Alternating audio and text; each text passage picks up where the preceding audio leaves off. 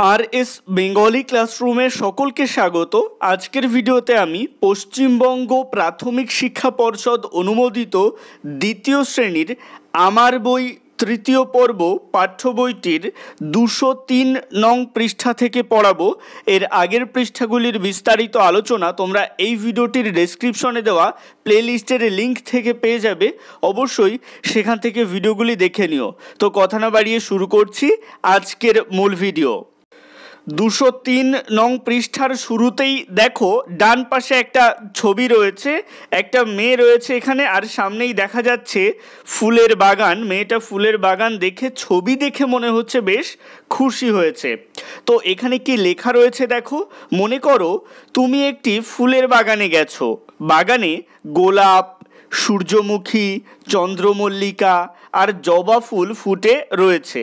তুমি কোন ফুলটির সঙ্গে কথা বলতে আর কি কথা বলতে চাইবে তা কয়েকটি বাক্যে লেখো। এখানে বলা হচ্ছে তুমি ধরো একটা ফুলের বাগানে গেছো, যে ফুলের বাগানে গোলাপ, সূর্যমুখী, চন্দ্রমল্লিকা, জবা প্রভৃতি ফুল ফুটে আছে। তো তুমি মনে মনে এদের মধ্যে কোন ফুলটার সাথে কথা বলতে চাইবে আর কি বলতে চাইবে সেটাই লিখতে বলা হচ্ছে।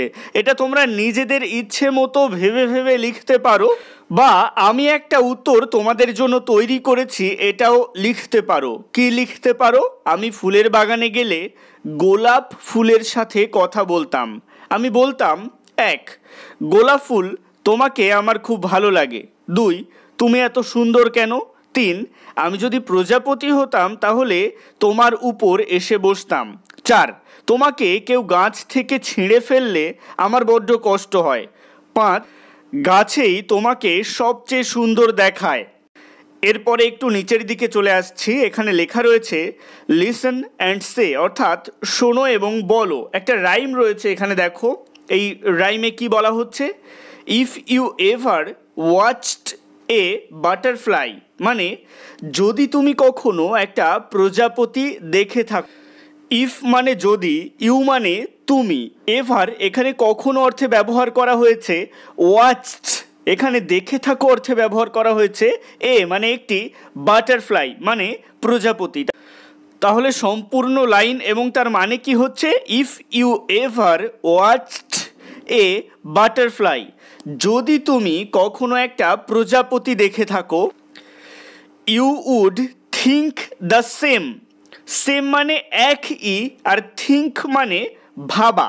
তো এই যে এই লাইনটা রয়েছে যে you would think the same, এর অর্থ হবে তুমিও একই কথা ভাববে। To call him rather flutter by, to call him অর্থাৎ তাকে বলবে, র্যাদার মানে বরং, ফ্লাটার বাই এখানে ফ্লাটার শব্দের অর্থ হলো পাখা ঝাপটানো। To call him rather flutter by এর মানে কি? বরং তাকে ফ্লাটার বাই বলবে। কি বলবে? ফ্লাটার বাই, মানে বাটারফ্লাই এর জায়গায় কি বলবে? ফ্লাটার বাই বলবে। Is more a fitting name, fitting মানে উপযুক্ত বা মানানসই, নেম মানে নাম, ইজ মোর মানে আরও বেশি, এ মানে একটি। তো এটি আরও বেশি মানানসই নাম, অর্থাৎ এই ফ্লাটার বাইটা আরও বেশি মানানসই বা উপযুক্ত নাম। তাহলে যে 4 লাইন পড়লাম তার ইংরেজি এবং বাংলা অর্থ কি হচ্ছে?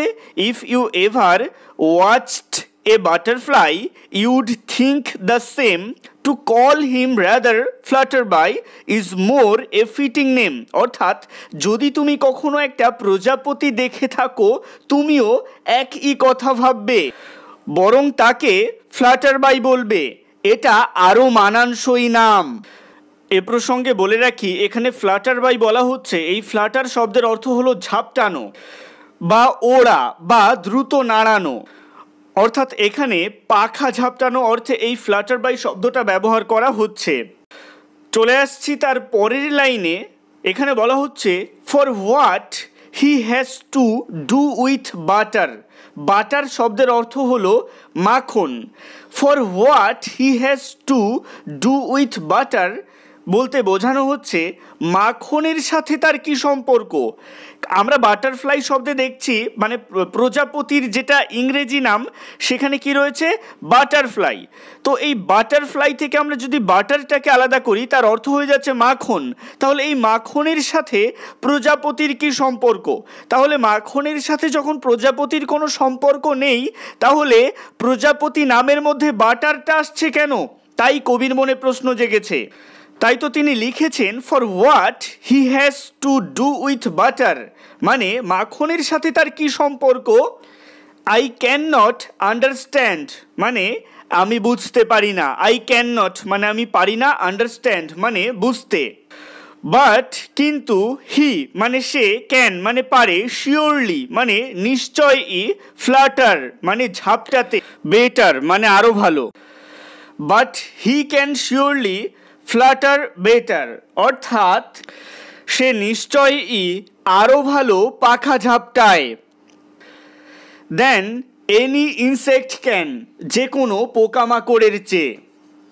তো পরের 4 লাইনে যেটা পড়লাম তার ইংরেজি আর বাংলা অর্থ কি হলো? For what he has to do with butter I can not understand, but he can surely Flutter better than any insect can, অর্থাৎ আমি বুঝতে পারি না মাখনের সাথে তার কি সম্পর্ক, কিন্তু সে নিশ্চয়ই আরও ভালো পাখা ঝাপটায় যে কোনো পোকামাকড়ের চেয়ে বা পতঙ্গের চেয়ে।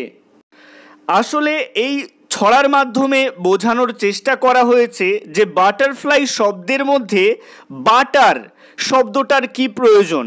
বাটার শব্দটার তো কোনো প্রয়োজন নেই, কারণ বাটার শব্দের অর্থ তো মাখন, প্রজাপতি বা বাটারফ্লাই এর সাথে মাখনের কি সম্পর্ক।